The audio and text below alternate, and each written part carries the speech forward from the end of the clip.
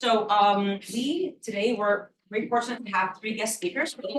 We have Egypt, Dr. Ahmed Fahmy. I'm going to introduce her in a minute.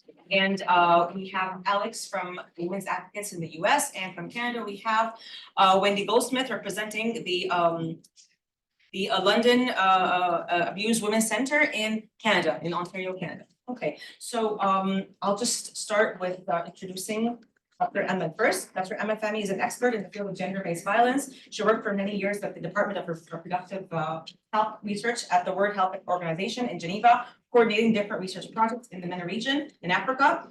She later joined the UNICEF and UNFPA in 2010. Emma co-founded HarassMap. Remember, guys, we discussed HarassMap. A world-winning volunteer-based initiative fighting sexual harassment. And in 2014, she founded Tadwein Gender Research Center, a leading feminist organization in Egypt with a vision is to implement changes and create long-lasting solutions for gender inequality and violence in Egypt. Ahmed Fahmy is a member of the editorial board of the Arabic Reproductive Health Matters Journal and has several publications on various gender-based violence issues. Ahmed is an anthropologist with an MA in Gender Studies and Management of NGOs and a PhD in anthropology.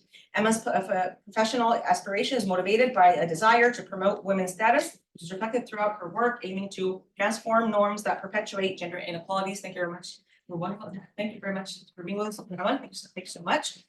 As a reminder to our classroom, we've seen Tadwein's work on several accounts. And remember the period of the menstrual equity video about women trying to use Pampers instead of this is Tadwein's work.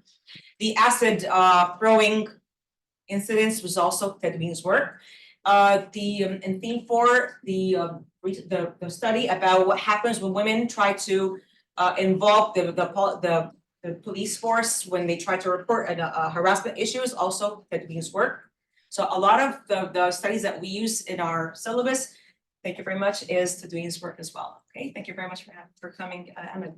And I'd also like to introduce from the US, Alexandra McDougall. She is the Community Education and Outreach Manager for Women's Advocates, who will be representing the US today. Alex currently lives in St. Paul, Minnesota, US, and comes from White Earth, which is a reservation in northern Minnesota. Alex has background working with youth experiencing homelessness, child protection involvement, chemical dependency, suicidal ideations, and human trafficking for nearly 10 years within the Indigenous community in Minnesota. Alex attended University of Minnesota, Morris, where she received her BA in psychology with an emphasis on culture. Alex also received her BA in anthropology with an emphasis on culture. She strives to walk alongside youth, victim survivors of violence, with the goal of supporting their dreams, goals, healing, whatever that looks for them. She enjoys spending time with her dogs, working on beadwork, listening to music, and spending time with her family. And from Canada, we also are very happy to have Ms. Wendy Goldsmith. She's an advocate and counselor with London Abused Women's Center in London, Canada, and she is the coordinator of anti-human trafficking initiatives. Wendy has practiced in the field of social work for 35 years and is currently a trainer for the Ontario Ministry of Children and Community Social Services, Provincial Anti-Human Trafficking Coordinating Office. She trains frontline staff, law enforcement, judiciary on how to work with sexually exploited youth. Also, I've extensively used the brochures and the work that the London Abuse Center has given to me. You'll find it also posted on theme 5. These are the drug, I try to give you awareness on the drug uses of the rape drugs and tips on how to avoid, like when you're dating. All of these brochures come from that agency, okay? So it's wonderful to have both of you. Thank you very much, ladies. Wonderful to have both of you today. So we're gonna start with Ahmed first, and then we're gonna go with Alex and Wendy. And thank you for waking up so early, both of you. I realize that this is an early time in the US and in Canada, but I'm really grateful. Thanks a lot. Okay, floor is yours, Ahmed. Thank you very much for having me, Yasmin. I do a lot of lectures, mainly online with Dr. Mona Al in the psychology department. So it's really nice to have the interaction face to face and come to my own university. But of course, that's not my campus. I am the Tahrir campus era. So it's really nice to come to see the campus. It's huge, and we all know each other in the old campus. I guess it's very difficult in that one. So thank you for having me again. So I usually like to start my talks by trying to show people that they're not very far from the topics we address, because usually there is an assumption that if I'm well educated, if I come from a higher social class, if I have privileges, social privileges, then I'm not the one who's going to be abused. I'm not the one who's going to be circumcised. And I'm going to definitely be the one who knows a lot about my body, woman's body. I'm the feminist. I'm the one who's more likely to be a feminist. And that's really not the case most of the time, actually, a lot of the time. And I'll give you a very example, and I always like to start with a personal example to show that even it's me and my surrounding that's actually experienced this. So I told my husband when I was leaving today that I'm going to be talking about him, and I'm going to say to the class what he told me in the morning. So my husband waked up in the morning and told me when he was bringing me coffee that he tried to hug me yesterday, but he actually ended up hugging a bony legs. My legs are not that bony, but we're gonna let that slip.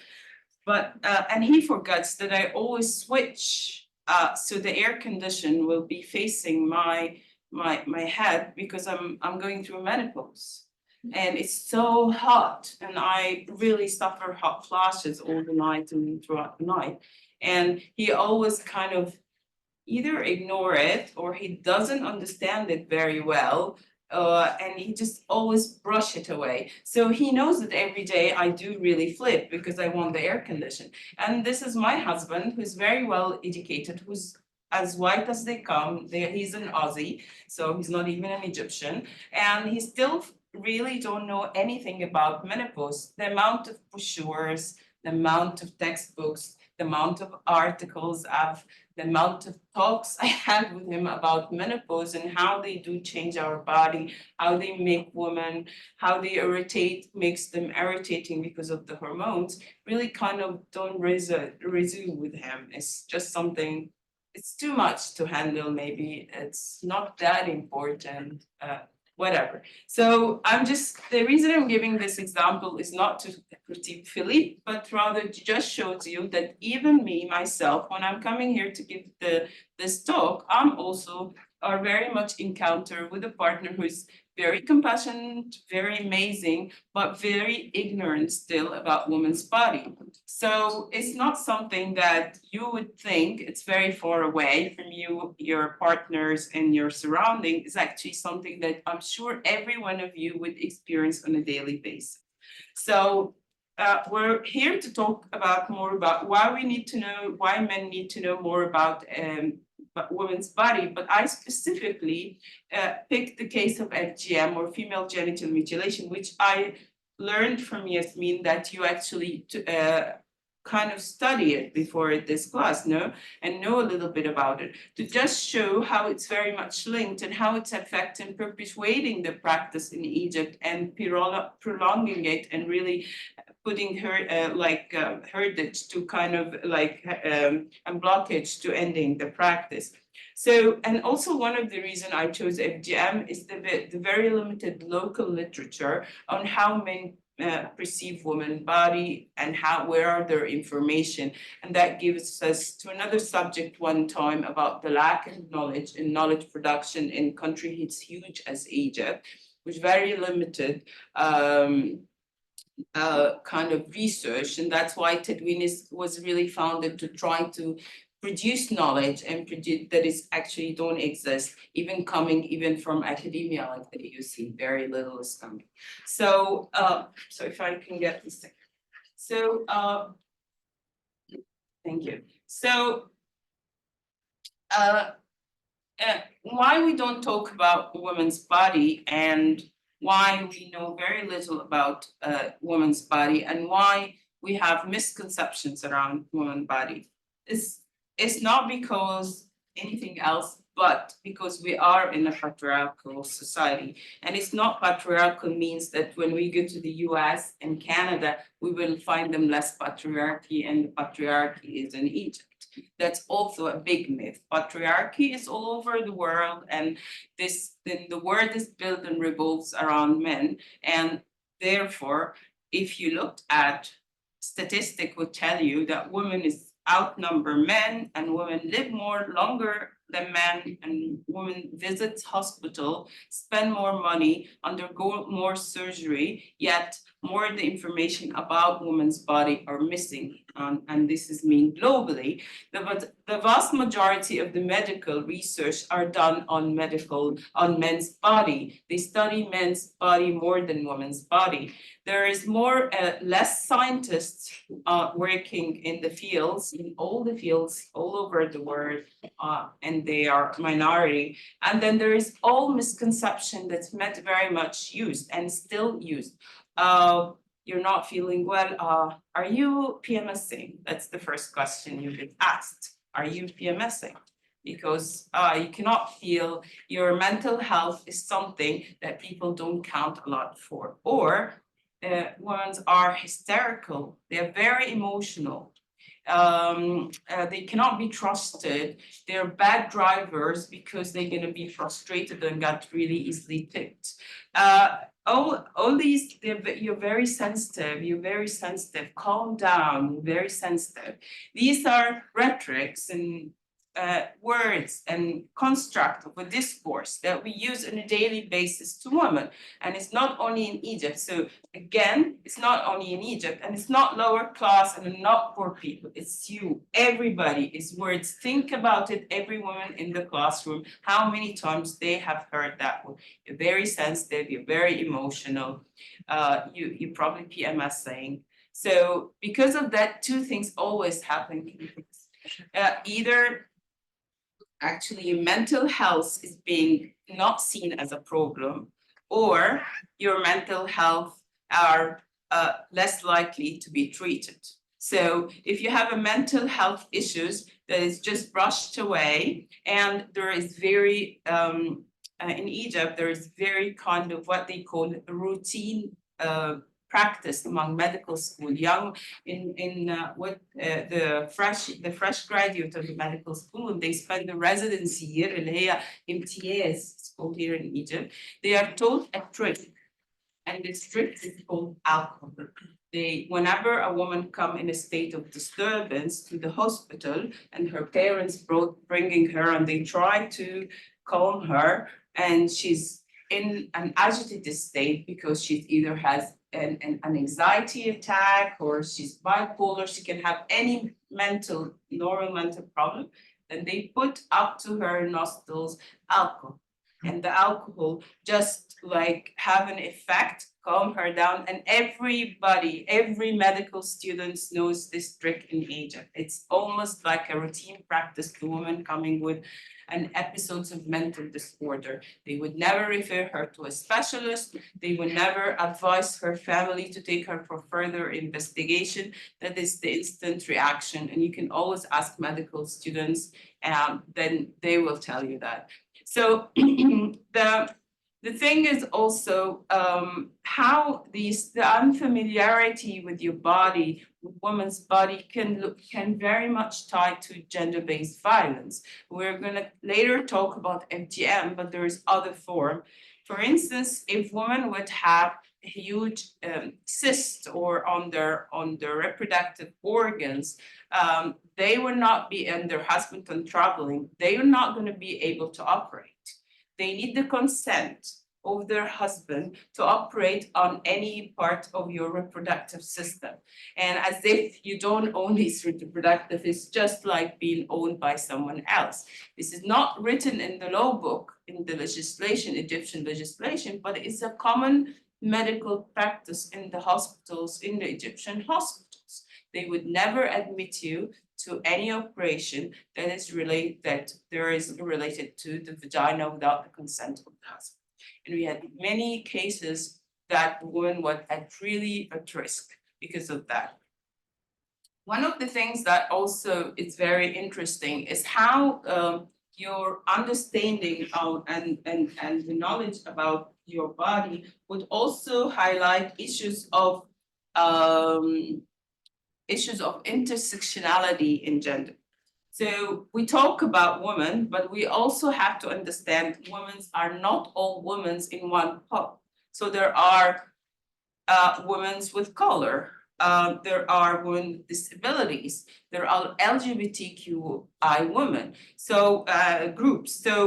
So these intersectionality, the women who lives in the urban vis-a-vis women who lives in the rural, the more educated women, less educated women. These issues of intersectionality within a broader understanding of gender is really be highlighted and increased, where you can see it more when you try to understand the body, and thus put you more at risk of GBV. So that is very important to we need to deconstruct our knowledge around the body, and it's very important to do so.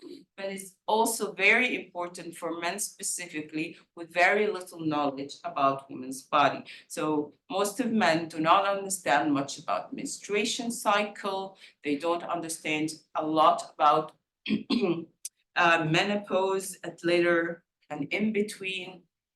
They don't understand how the reproductive system works.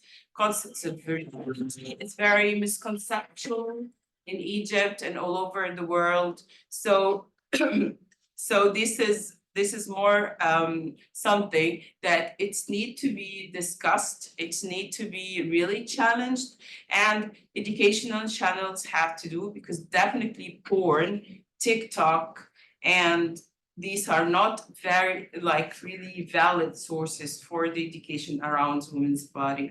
And women need to be vocal about their needs, about what their bodies, and they need to also communicate with men and partners. I was talking earlier to Yasmin, and we were talking about how it's important that men are not how can we get men to be interested to understanding women's body. And there is one famous Australian researcher who works extensively on gender-based violence, and in a conference he told me that, ironically as it gets, it's like they would be more interested if they knew what is in it for them. So yeah, you can argue that approach, but it's a very effective approach. If you also talk to men about how it is, if you understand the body of the woman, and you understand what I'm going through with my body and how it's connected to my mental health. And also I understand that our interaction, if we are in an intimate relationship, if we're friendship even, it's gonna be much really easier. It's gonna benefit both you and me if we are in a sexual relation. So that is also a practical approach to really kind of engagement to better understand women's body and the impact on different aspects of their life together. So in the other section, I'm going to move to the survey we worked on FGM. And I'm getting two issues where my data from two parts. One from the Family Health Survey, which was published in 2021-22. And the other one is on youth violence. It's a big study, representative data from Greater Cairo, and this is the chapter on FGM. And you can find it on this website, our website, www.tadwein.org. And I'm going to share with you the finding of this both survey on FGM, and we can together link it to the bigger topic we're talking about. So I want to say that also within the theme 5 of FGM is also comes from your sources. So they have an idea of that, so that's good. It's really good. Yeah, it's really good. And if you so I'm not gonna go and you understand what's the terms of FGM. So FGM is partial or total removal of the external genitalia or any injury to the female genital organs. And you know that we have 4 types of FGM. Usually Egypt have the second type, and some parts in Sudan on the border, you have the infibulation type. Well, what you also, FGM is not only practiced in few countries, they are practiced in 30 plus countries in the whole world. And Egypt comes as one of the highest practiced country. Actually, it's the 3rd practiced country with the highest number of women in the world after Indonesia. So it's really topic that is very should be up on the agenda. And it's also an example of how men don't know women's body and how we don't think it exists. Like if I ask around the class before you took it, and you probably didn't know that FGM existed in Egypt, صح? Yani probably most of you didn't even know it existed or thought it existed with a very low percentage. But the reality is it's very high, with the third highest country, and it exists and more than 80, around 85% plus. So it's the same about thinking as a man in the classroom that you know very well about women's body, or that you really know all what you need to know. It's the same misconceptions.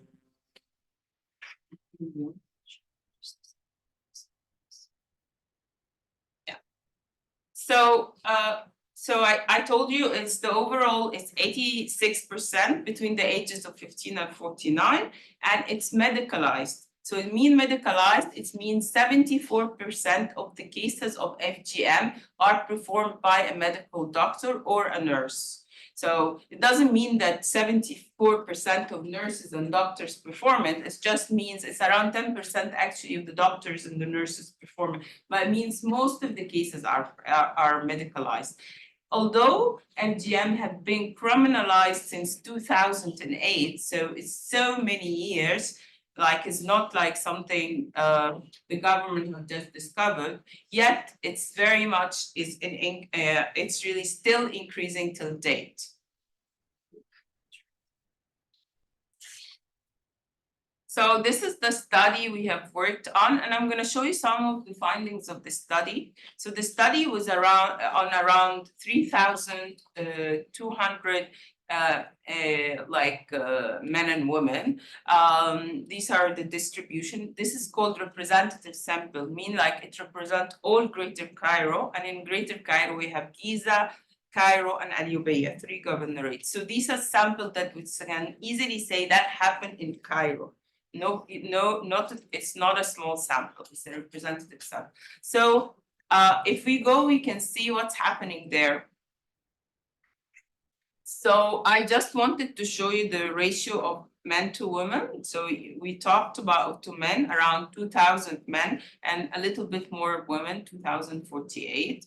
And the majority of the sample were younger generation, majority from 18 to 23, and the percentage around 30% from 24 to 29. So these represent the younger generation in Cairo. Yeah, it's okay. In urban. Yeah.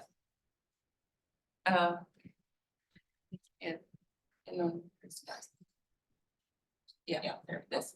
So among these groups, there is 86.3% circumcised, which would come as a shocking for you. In urban, I mean, of course, there are poorer parts of Cairo, Greater Cairo, but the majority of Greater Cairo is urban. And in this urban, still 68% of women are circumcised from the age, I told you, from the age of 18 to, was like I told you, the distribution, oh, I forgot it, but it's just the younger distribution from 18 to 26. These are more the age we have. So it's really shocking, even among the younger generation, 86% are really circumcised. Can we go to the slide after? So this slide shows the perception of the continuation of FGM, and you can see that the majority of the group want to continue FGM. The ones with the higher, the 58 and the 47, the 47 and the 58 are the men. So so majority of your when they must continue is 58% of the men wants it to continue, and less women wants to continue. So if we want to show, then it shows that although it's a woman's body, it concerns the women, but the men don't want it to stop. It's a violation against the women, but still the men don't want it to stop. but the question would be why the men don't want, a majority of men don't want it to stop, and 14%, 15 of them don't know on a violation. It's because probably they don't know much about what's happening to women's body when they are circumcised. So this is also shows that the ignorance with women's body is actually one of the main reasons for it to continue in a patriarchal society where the men are the one who take the decision for women's body.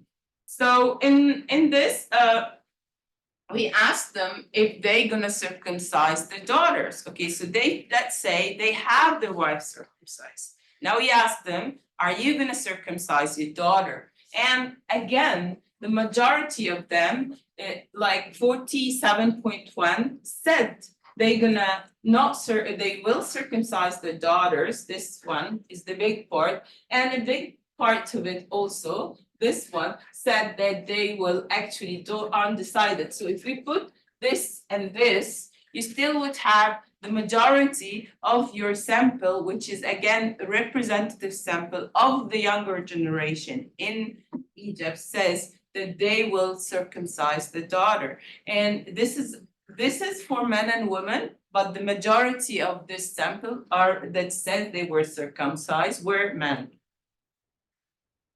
If they again agree the medicalization, you can see the medicalization is a lot. But why? Then if you want to deconstruct this finding and say, why do they agree with the medicalization? Because the medicalization for them is the legitimization of the practice. If the doctor do it, it must be okay. If a doctor do it, it will be less painful for the woman, but still I will do it. I'll try to do it less painful for her, but still I will do it. So again, why? Because I'm ignorant about the body and the functionality of the clitoris that's being cut. I am ignorant about how it would affect women long-term mental health and sexual abilities and desire. And I take the decision because I'm in a patriarchal society. Here, so when they asked men why you do practice FGM, and the data revealed that they believe is religious teaching, but also 25.9, which is 30%, third of sample, the majority again of them are men, didn't know. They even didn't know why they're doing it. They didn't know why they're supporting it.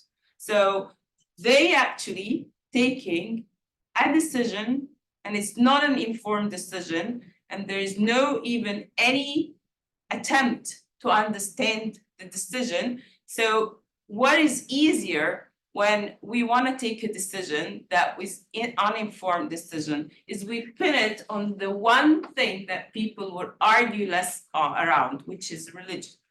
So actually, when they say it's religion, if you in a qualitative study, and qualitative means like you ask questions in a study, would try to deconstruct their answer when they say religious, you will find it is not again religious. It will go and be other thing, control, ignorance, thinking that it's better sexually for them, anything but really religion. So it's just how we are pinning or spinning the thing to pass and to continue.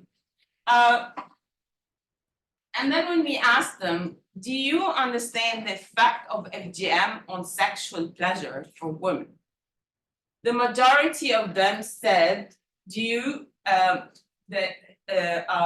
don't, 37.6 said they don't, when you say perception and affect. So only 23% agree that FGM can affect women's sexuality. So 23.6% said yes, they agree it can affect sexuality, but the rest of the sample, either they didn't know or they didn't agree that it has anything related or affecting women's sexuality. Again, that shows you what complete ignorance of what is sexual pleasure and what is the body the role that the body, the clitoris and the purpose plays in labia majora and labia minora, that plays. And I bet if I really asked 3 or 2 men from this classroom to show me the different parts of the woman's vagina, and they have seen a lot of porn, but if they'll ask them, show me a purpose, show me a labia majora, show me a labia minora, and tell me each part what they are doing and how they affect women's sexual pleasure and your sexual pleasure, if they are in a heterosexual relation, then I bet none of you will be able to do. When I gave him the FGM class, sorry to object about this, it was the first time that most of boys and girls had seen the actually internal part of that part of the body and externally and the functions. Yeah. It really was the first time. And the reason I'm saying that is not to undermine your knowledge. It's because we have done a CAP study with medical doctor at the last 2 years of medical school who also could not really do it, where they have studied the body but they still wouldn't really recognize the functionality. They couldn't see. We showed them 2 pictures of a circumcised woman and not circumcised woman. They didn't even recognize a not circumcised woman because most of the women who comes to the hospital are circumcised. So they automatically assume that this is the look of the vagina. And therefore, they actually were easy persuaded to perform FGM because this is how women's looks like. So all these issues, it's very important to really recognize that really that this is something very important to educate yourself on and to understand because it has huge impact on your partner's sexual life, but also on yours. Okay, can we, okay, that's the desire. The same with the desire. Would people understand what's the difference between a pleasure and a desire? Women would understand, but would the men understand the difference between a desire and a pleasure? Is the vagina plays a role in the desire? What do you think? Would the vagina plays a role in the desire? Does it or not?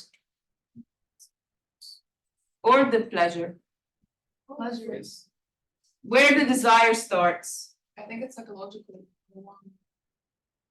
For women and not for men? No, for men, I think for women, like orgasming and desire is much more. Orgasm is when you reach orgasm, that's the pleasure. But the desire, where it's originated? Men? Yes, hormones, yes, they carry the desire. It's but where? In your brain. It doesn't start in your vagina. And your desire is not in the vagina. The desire in your brains with the kicking with the hormones and psychological circumstances and all that. But it manifested, the desire is manifested through your vagina. And how it's manifested? How do you know that you have a desire? I bet. Yeah, are you shy? Any men are shy? You don't know your body? How you manifest that you have a desire, you have erections, huh? Then this is how you know you have a desire. So your body shows you, these are your organs. What about the woman? How they know that they have a desire? By producing fluid, by producing the smell of the vagina. All these are manifestation of a desire. Then how you reach orgasm and pleasure is something else.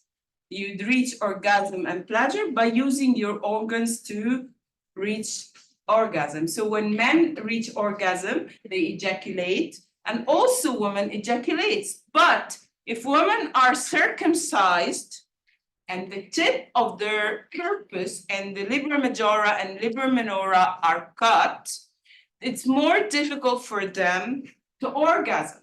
And these are, it wouldn't say impossible because majority of the Egyptian women are circumcised, but most likely less or more difficult to orgasm. If a woman is less likely or more difficult to orgasm, This means also there might be compatibility issues with the men, صح? So by understanding your partner body, you also kind of understand yourself and how you can have a good sexual relation that have impact on your well-being as both men and women. So Eli, at the end, I just want to conclude by it's very important, as much as you know your body, is to know your partner body. In a heterosexual relation, it would be a woman. And it's very important because it will enhance your well-being, but also will reduce incidence of GBV and a lot of other issues, bigger, and of course that the last thing I wanna conclude is you need to understand that these lack of knowledge are coming also from what we call structural violence, because there is no tools to understand, there is no knowledge to understand about it, there is no well education to understand, and we are surrounded in knowledge production that's very centered around the men body, which is a form of structural violence. I here would conclude, and I hope I didn't stop my time. Thank you very much. Thank you very much, Emma. Thank you much for that. Thank you. Well, we now come to Alex's turn, and then Wendy. Thank you so much. I'll start, Alex. Hello, good morning, everybody. I'm so glad to be here again. Also, side note, I'm so glad that you brought up medical stuff, because I was talking about this with my sister yesterday, is I have been to 17 different doctors to try and get a diagnosis for PCOS. After like multiple failed pregnancies, after just all of the things that come with that, and I have not gotten one. Despite like I know that that's what it is. Also, I'm not a doctor, but still. But anyways, I just super appreciate you bringing that up. Again, hi everyone. My name is Alex McDougall. I'm the Community Education and Outreach Manager at Women's Advocates in Minnesota. I will get going. I do not have a PowerPoint presentation or anything. I'm kind of just going to go through the different topics that we were provided. And if anybody has any questions, please feel free to ask them. And I'm probably not going to take a full 20 minutes, but I do appreciate questions and any conversations that people are wanting to have. Also, I may have to turn my camera off at certain points. It's a little glitchy here on my end, and I don't want to create more of a lag. Okay. And it's kind of doing that right now. So I'm going to turn it off. I'll turn it back on if all's showing good. So I definitely for today wanted to talk a little bit more along the lines of like education in a school-based setting and how that carries on into adulthood, and then therefore continuously contributing to cultural norms within different communities that are really rooted in not knowing obviously women's bodies, but perpetuating a consistent, I guess, idea and way of living that is rooted in patriarchy.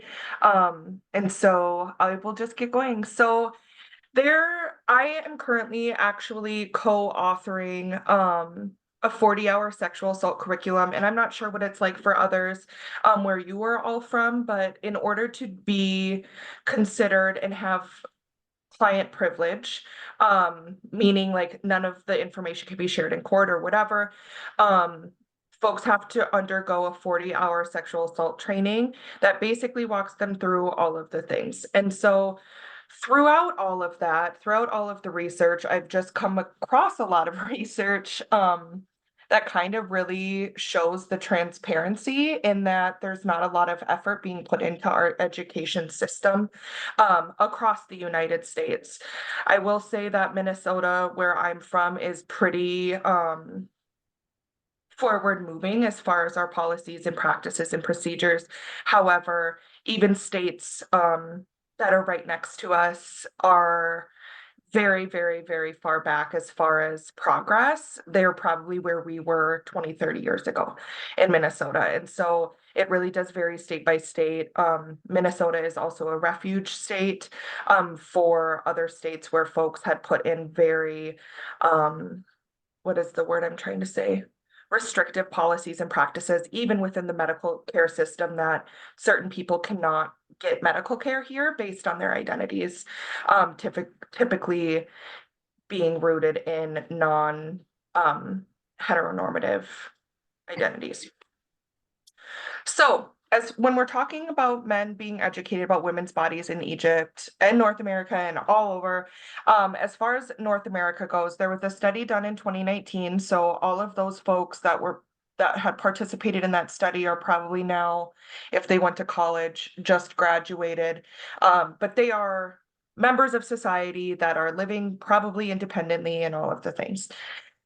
They found that schools were providing sex education between the years of 2015 and 2019, that adolescent females were actually way more likely than males to report receipts of instruction on waiting until marriage to have sex. So those females involved in the education system, 67% received the messages within those education-based settings that they were instructed to wait until marriage, whereas males were more likely to report instruction about birth control methods and condom usage, how to wear them, what it does, prevention against STIs, pregnancies, and just overall protection for them and their partner. And that came in at 60% of folks received, of boys received instruction on how to use condoms. And so what we're seeing there is that men are sexual beings, women are not sexual beings. And in kind of, sorry, struggling with my words, but that's pretty normal. That women are not being valued as sexual beings, and men are told that they can be, and this just comes to the objectification that I think a lot of us probably see in our communities. Also going off of that, adolescent males within the same study were more likely than females to report that before they had sex for the first time, again, they received condom instruction and instruction about birth control methods and instruction about STIs. There is about a 35% difference within each of these, whereas men and boys are receiving proper instruction about preventative measures around sexual behaviors, whereas women and girls are being told that abstinence is really the only thing that will keep them safe, which we know is not true. And I think what this really comes to show, and I also want to name that I know that this was done in a school-based setting with folks that obviously were minors, but the chances of them not receiving the education that they need outside of that school-based setting where they are being told how things are, a lot of people don't know what they don't know. And so going out to search that is probably less likely than just being told and taught that. Just like in mainstream education. And it really does just come to show that while the United States has improved their responses to sex education within the school systems, which truly for a lot of people here is the first time this is being talked about, because a lot of these things, and I'm pretty sure this is probably across the board for all of us, but these conversations about bodies are not happening at home. And that responsibility should be on families, but that's just not the way that our cultures are set up. And that women are not seen as sexual beings. They are seen as objects for pleasure versus people that can actually experience pleasure. And so by not providing the same education to all folks, boys really are unable to see that women, again, are also able to experience sexual pleasure for the sake of sexual pleasure, versus for the purpose of pleasuring the man, the boyfriend, the husband, and so on. And these ideas contribute to gender-based violence, sexual assaults, and domestic violence. They also contribute to the overall politics here within the United States, because the people who are not learning this are also going into very high positions of power. And we can see that being reflective in our policies. We can see that being reflected in our laws. And while they have changed over time, we're seeing a pretty big regression back to very male-centered policies and practices that really do oppress women, and also not wanting to see women as equals to men and boys. So when we talk about the education and the correlation with rates of gender-based violence in at least the United States, just kind of going back to sex education, right? That sexual education regarding safe sex practices, female bodies, male bodies, non-gender conforming, what all these looks like, whether that's present or not, correlates with gender-based violence, because education, at least comprehensive education, not necessarily the education that is currently in place, discusses and instills positive and also morals and values that lead to safer practices within relationships and sex. And I just want to name too that when I talk about relationships, I'm not just talking about intimate partner relationships, that when people get proper education, they are able to be better people in general with friends, family, intimate partners, whatever that is. And that is because when comprehensive sex education is provided, it's focusing on the developmental and culturally relevant, science-based and medically accurate information on tons of topics that are all absolutely relevant to society and community. So when we're talking about like developmental education, right, around relationships and safer sex practices, we are talking about human development, right? Like, what does it mean for somebody to menstruate for the first time? What does it mean for just everybody in society to go through puberty and menopause? And what does it mean when somebody is menstruating, right? Like, these are all things that can be taught, and in some spaces are taught. But when these things are talked about, human development, gender identity, sexual behaviors, what is considered sex, right? Communication skills, empathy, and mutual respect for all other people, whether again, friends or intimate partners. It just allows people to have the tools that they have where they are in a symbiotic relationship with another being, versus somebody coming into a situation and being an oppressor without even necessarily even knowing it, because there's no other way of thinking. So again, comprehensive sex education does cover all of these topics, and in turn teaches the skills and the ways of being that are necessary in order to know how to identify healthy relationships that are not rooted in violence and abusive cycles, rather the well-being of all of the people involved in a relationship, again, regardless of the type. And by being able to identify healthy relationships, there are less levels of, or less reports, less cases of sexual assault, domestic violence. And then there can be a shift if these things are something that are happening in our systems, where people feel heard, they feel respected, they feel cherished and loved, and they also feel like they have their own autonomy and independence to do and live their life the way that they choose to. And I think the biggest thing really is choice.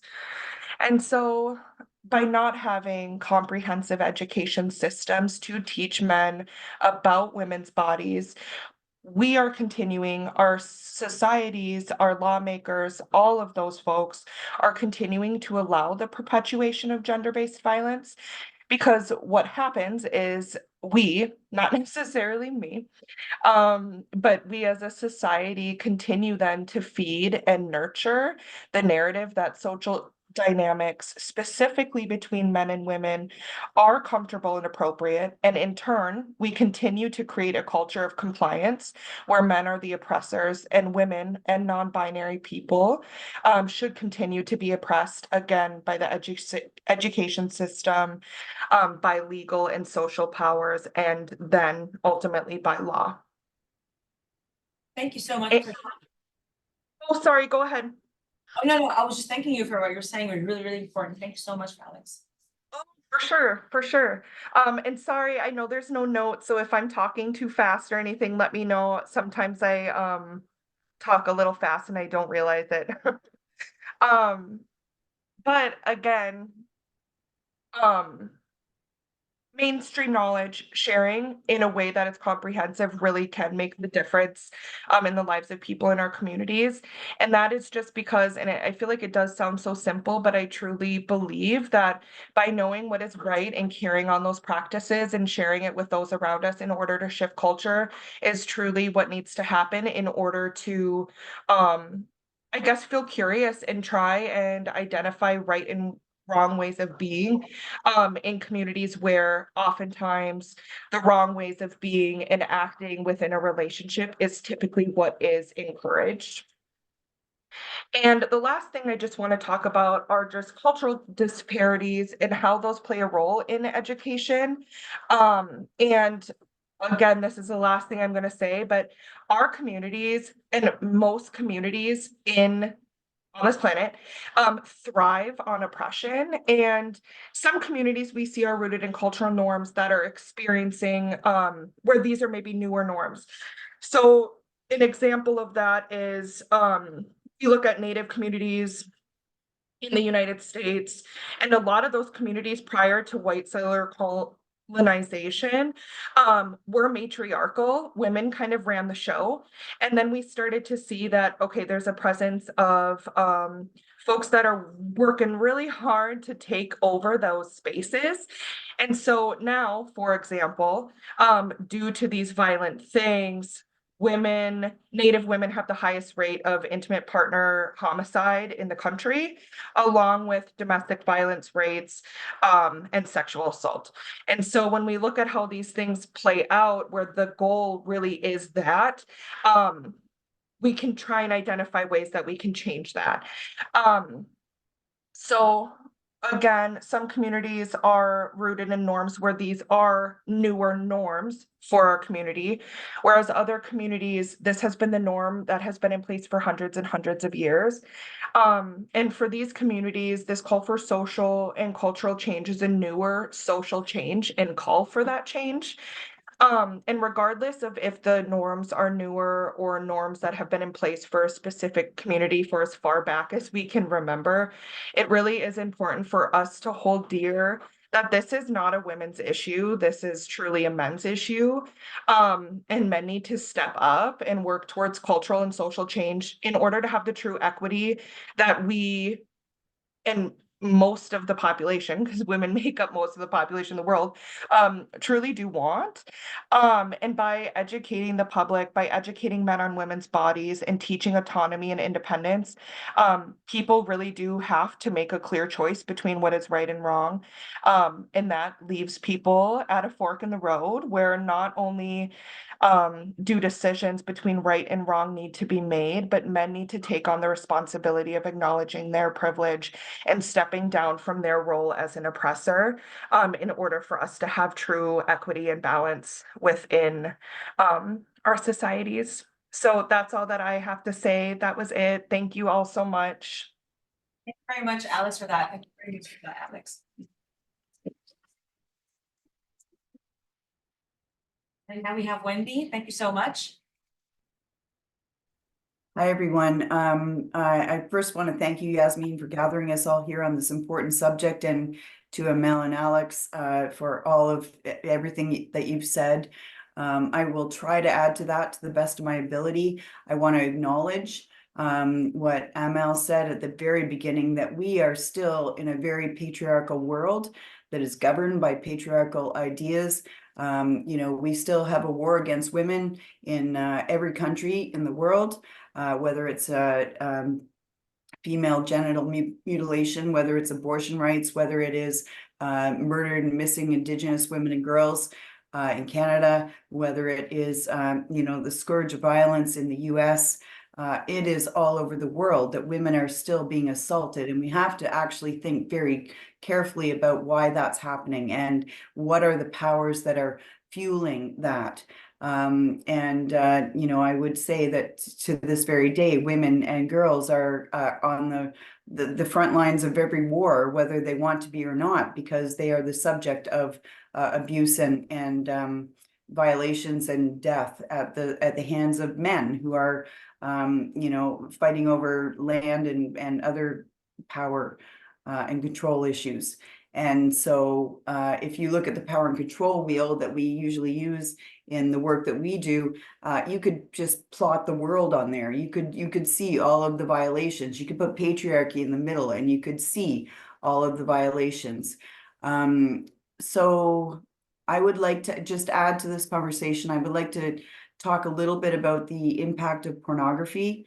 I know that it's been mentioned before and discussed, but I really want everyone to be aware of the prevalence of it and how it impacts how all of us understand sexuality, especially boys. So young boys are they have access to places like Pornhub, which is subject to all kinds of lawsuits and litigation right now because of the fact that they were promoting young people on Pornhub who didn't give consent, who were being abused. It was child sexual abuse. It was not child porn, as they like to say. It was child sexual abuse. So, we're looking at a world where this is still being promoted, and this is actually where children are learning about sexuality. So they're learning the most unhealthy, non-intimate sexuality. They're learning about sexual acts that they think women think are great: choking, strangulation, plugging all the holes. There are categories called hot moms. There's all kinds of terrible things happening, and this is what we're combating. At the same time, we're combating this industry of human sex trafficking, which fetishizes and idolizes young boys and girls of various, in Canada, if you're Indigenous, you're fetishized. If you're Black or you're exotic, if you're Asian, you're fetishized. And so those individuals are constantly being exploited. So one of the biggest challenges I think that we have is to work closely with our law enforcement to say, hey, we have these laws. So in Canada, for example, we have a law that says you can't distribute, sexting videos, pictures, without the other person's consent. Do you think those laws are enforceable? I mean, sometimes they are, but often they're not, because, the offender will say, her face wasn't showing, we couldn't verify that it was that person. But in the meantime, this person has been victimized sexually and has to live through the trauma of that. And it's very, very challenging. We have another example in Canada where, Canada's famous. I wish we were famous for other things, but we're famous for hockey. And so we had a World Junior Championship in my hometown, London, Ontario. And there were 5 young, but old enough to be, they were adults, in their 20s. They gangbanged a young girl and in a hotel room after the celebration. And at the time, so this was 2018, it was investigated a little bit, but it was closed. The whole issue was closed until the young woman came back out and was brave enough to say in 2022, I just really don't think this is closed because these guys sexually assaulted me in these ways, and I want to hold them accountable. That's when the judiciary paid attention and laid charges. Those charges are still pending. Of course, all of the hockey players, they lawyered up, and so we'll see what happens. But in a country that is supposed to be so progressive as Canada, in a country that Alex is in that's supposed to be so progressive as the US, I am constantly angered daily at the lack of awareness and education that is provided to our young people, and especially our boys. In terms of consent, for example, we talk a lot about consent. I educate a lot about consent, and that's still something that is not well understood by boys. And I think there's a whole culture around it, around this party atmosphere, and get girls loose and happy, and then anything goes, and I can do whatever I want, and utter blatant disregard for the woman who is being in that moment sexually assaulted. And I think our judiciary also does not acknowledge that. They don't even understand their own law, in my opinion. So we have a lot of work to do in terms of the valuation of women's bodies and our sexual desires and our sexuality. We are not simply vessels for childbirth, although we do that very well, but we're not just that. And I think the world could be a better place if we were to promote the matriarchy, and we really in seriousness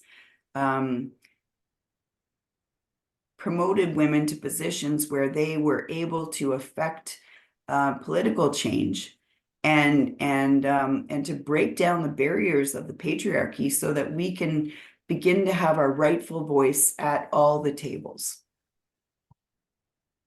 Thank you for that, Wendy. I do agree with something else for both what you said, actually. First of all, round of applause. The problem is when something happens to women here, I'm assuming the same thing with the US and in Canada, nobody focuses on the traumatic effects of what happens to a woman. So she's not dead, okay, that's like good news. But all her life, she could be tormented because of what happened to her. Here, the concern is mainly reputation. The concern here in Egypt is mainly still her reputation, the shaming incidents. But will she be able to function as a normal human being, as a person, as an employee, as a student? How it's going to affect her? Can she become a mother one day? How can she be a spouse one day? It's very difficult. Nobody talks about that. The boys, especially the men, the aggressors, usually are the men, nobody gets to educate them on the repercussions of that 5 or 10 minute act. This could detriment a woman for a lifetime. That's one of the biggest problems that we're also facing. Can I just respond to that? Of course. Because I would say I agree with you, and that is one of the reasons why it's so important for conversations like this to happen, first of all, and second of all, for us to have women-led, survivor-led programs and supports all around the world, so that we can begin to build our community and empower women, lift each other up. Like that is, for me, that is divine feminine rising. That is lifting each other up. And I think what patriarchy and what generally in speaking abuse tries to do is isolate us, deny, minimize, and blame us, mansplain us, all the tactics of abuse to try to keep us silent. But again, as ML said, we are 51, and as Alex said, we are 51%, unless they kill us all. We are 51% of the population. We are the majority, and if we continue to organize in our communities in the ways in which we do, to raise these issues, then we have power. And that's what I would really like to encourage all of everyone who's listening today to think about, and how you can inspire yourself and each other through your work, through your poetry, through your art, through your activism, through all of it, to build a different world where the patriarchy crumbles. Also, I think that, I don't know if it's prevalent in Canada or the US or not, women also here are not really encouraged to vocalize how they feel. If you do that, then you're too feminine and you're too weak and too vulnerable. You don't want to do that because it just puts you in a weak position. Or you're seen as someone with very infantile, maybe mentality. You're always complaining, you're always whining. It's not that we're whining, nobody gets what we're going through, whether it's because of hormones or like when Alex was explaining, she had to go to several doctors to get a PCOS assessment. It's insane. And women are dismissed at hospitals because of that. It's like, well, you're a woman, you should suck it up. What's a problem? What's the problem? PMS, so what's the problem? Perimenopause, what does that even mean?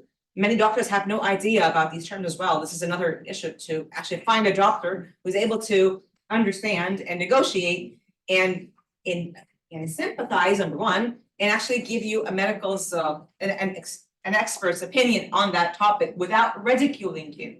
The problem is sometimes you have women doctors who also think that you're just you're too weak, you're too, what's wrong with you? Is it that painful? Is it too much of a problem? The mental issue is a different issue completely. To have a mental problem that way and be dismissed as something that is detrimental to the person, if she has a family, whether she's married or not, this is a detrimental situation altogether. It impacts everyone, the men in the family and the children as well.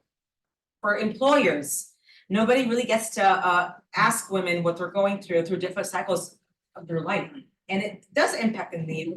It's the same thing in US and Canada. The same thing, yeah. Yes, I would say it's the same thing. You know, I think that we still have an issue around all of the above, and you know, hearing women's voices. You know, we have, as I said, we have laws about consenting to distribute pictures. Does that still happen, and does it get enforced? The answer, does it still happen? Yes. Does it get enforced? No. So we have a problem in terms of how these laws are interpreted in our communities, in our countries. All right, would anyone like to add anything else before I open the floor for Q&A before we wrap up? Just maybe one observation from the classroom, because I'm sitting here and I can see them. And I can see that the men are so uncomfortable. I was noticing that too. Some are yawning, some are sleeping on the desk, and I'm not really, I don't mind. I believe in whatever you want to do, but there is a lot of sense of being uncomfortable. And of course, I do understand why you're so uncomfortable, because the blame is on you. You're a man, you're representing of your own species. So you're sitting there taking the blame. Do this, that. And so the way of diverting these blames is by looking at your mobile or by dozing or by, so I do understand, but I also do understand that there is a need for younger generation to step up and take the blame and really works towards the change.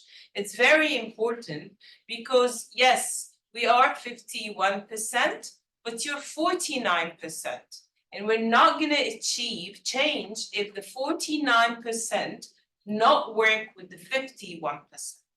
And there are a lot of hopes and a lot of really on the younger generation. So yes, you might feel uncomfortable sitting and copying it, but you also will be agents of change. And to be agents of change, you have to claim responsibility and be part of the solution and not the problem. So if you understand what's meant to be sexually consented, if you understand about women's menstruation, women's premenopause, women's hormones, women's pleasure, women's biological system, you will really be part of the force for change. This is very important. I do partially apologize for the rhetoric that comes as blaming men and like symbolize in this room you are, but these are facts and perpetrators are the majority are men. And it's not something we are fabricating, it's something that the statistics tell us. So I just want you to understand, and rather than focus on the blame, focus on the solution and be part of the solution. So I just wanted to end that on that positive note because I just felt a lot of uncomfortable vibe in the classroom. It's all semester, the boys are uncomfortable, every single thing is men do so-and-so, boys do so-and-so, so every single thing they're like. So like, we're really horrible, so they have that throughout the semester. But yes, yeah, you are part of the problem and more importantly, part of the solution. There's nothing that can be solved. In the end, your friends, your brothers, your employers, your employees, you've got you're gonna be spouses one day, fathers one day.